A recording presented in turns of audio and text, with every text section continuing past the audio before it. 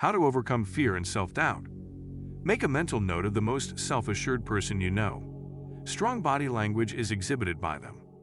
They are always able to offer the appropriate response. People are aware of them as soon as they enter a room. People are attentive when they are speaking.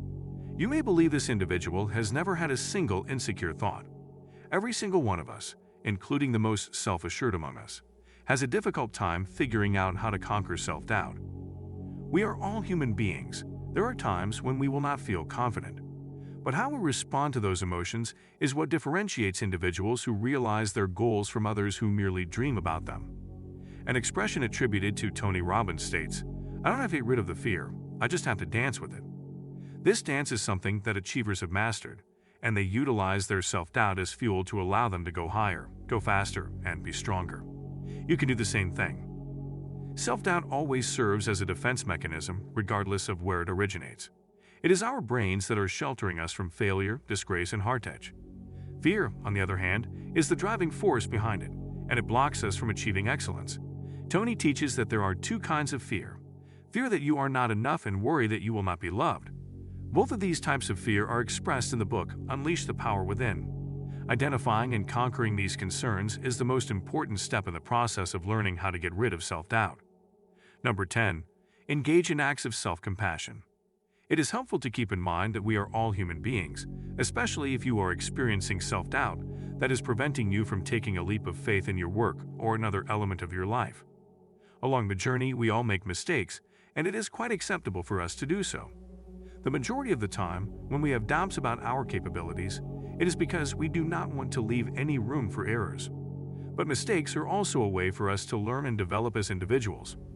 When we make it a habit to treat ourselves with kindness, regardless of the results, we can reduce feelings of self-doubt and the dread of failing. Number 9. Recall some of your previous accomplishments. Do you remember a time when you were feeling anxious about doing anything, whether it was at school or work, but it turned out to be incredibly successful? It is beneficial to think about actual accomplishments in which we overcame a difficult situation and went on to do something remarkable. The beginning of many accomplishments can be traced back to a period of uncertainty or doubt. When we think back on the times when things went well, it is helpful to remind ourselves of those moments, since we never know when the same thing can happen in the present moment. On the other hand, it is beneficial to avoid dwelling too much on the past or on any shortcomings that we may have had in the past.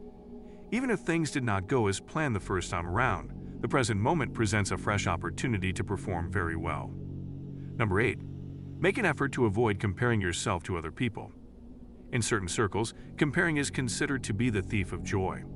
This proverb is accurate in a variety of respects. If you are experiencing self-doubt because you are concerned that you will not be able to accomplish anything at the same level as someone else, then it can be a paralyzing sensation. Every person's path to success and sense of what constitutes success is unique. Regardless of where other people are or what they have done, the only thing that we can control and concentrate on is our own chosen route and the direction in which we wish to take it. Number 7. Pay attention to what you are thinking. Because we have been so accustomed to having negative ideas, it can be difficult to recognize them when they start to make their way into our minds. These negative ideas that tell us that we aren't deserving of the location we're at or that we won't create decent work are the fuel that the imposter syndrome lives on. Whenever you find yourself thinking about these thoughts again, pause for a moment and ask yourself if you truly believe that they are accurate.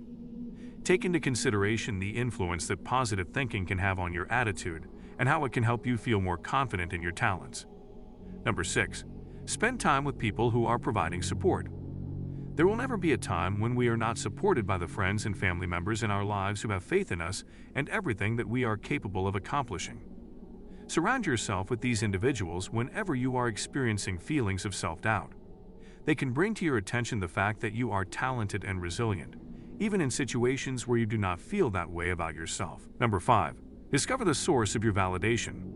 Even though it is wonderful to receive reassurance from other people that we are doing a good job or that we are capable of completing a challenging task, it is as crucial to have faith in ourselves. On the other hand, if we continue to lack confidence in ourselves, constant reinforcement is not helpful.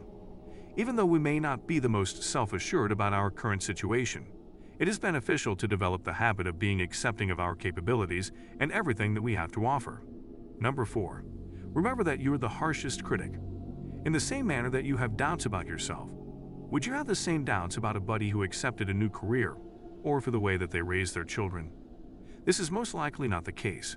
When it comes to ourselves, we will always be the most critical critics. It is a great reminder that we should treat ourselves with the same warmth and compassion that we have for other people, rather than being so judgmental of ourselves. Number 3. Determine your core values. Take time to reflect on your core beliefs and the things that are most important to you. It's possible that you're a good friend, that you're kind to other people, or that you make a contribution to something that has a significant impact on your life. When we learn to recognize these values and the things that are important to us, we can let go of the fear of receiving judgment from other people. And when we live our lives by our principles, it does not seem as damaging to be criticized or to feel like we have made mistakes. Number 2. Maintain a journal.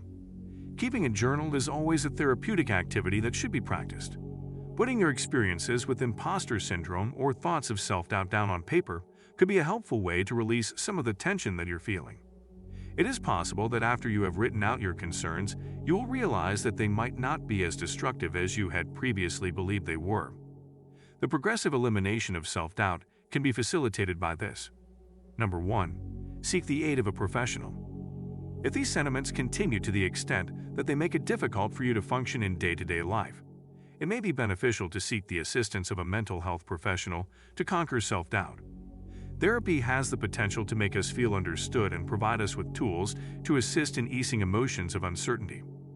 Cognitive behavioral therapy, sometimes known as CBT, is a well-known form of treatment that serves the purpose of assisting individuals with self-doubt. We can learn techniques to confront problematic habits of thinking through cognitive behavioral therapy, CBT, which may result in an improvement in our mood and overall well-being. If you've watched this far, please share your thoughts in the comments box below for more fascinating subjects. Thank you for watching. Please make sure to subscribe to our YouTube channel for more videos.